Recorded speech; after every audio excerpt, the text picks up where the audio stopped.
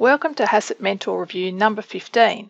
In case this is your first time here, I'm Amanda Evans and I appreciate you stopping by. In this episode, we look at HACCP certificates for approved suppliers, documenting your hazards, the new international standard for product recall, and meeting your food fraud requirements. There is a bit to get through, so let's get started.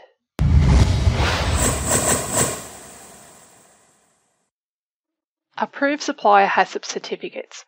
One of the criteria that many food businesses use to assess suitability to become an approved supplier is that their suppliers have third-party HACCP certification.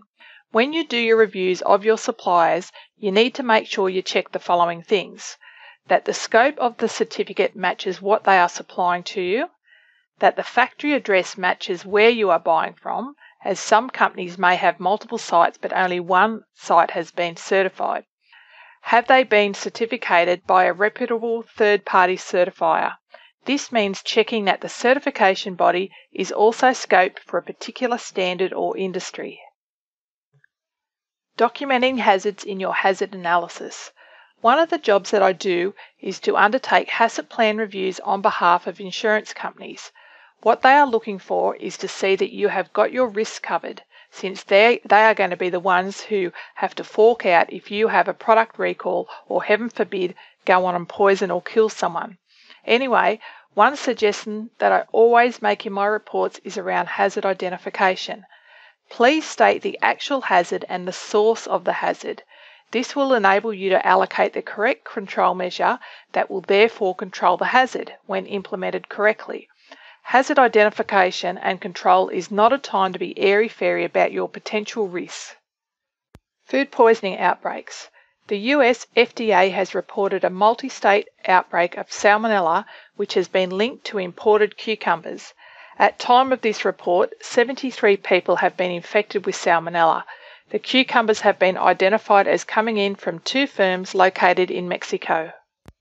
2 new international standards in product recall have been released in the past month. One of the standards, ISO 10393-2013, Consumer Product Recall, Guidelines for Suppliers, provides guidance on how to establish, implement and manage a consumer product recall program. This will be most helpful in the food industry, especially where individual countries do not have any legislation or legal requirements on how to manage a food recall. This week's action item is a really easy one. Check that staff change rooms are tidy.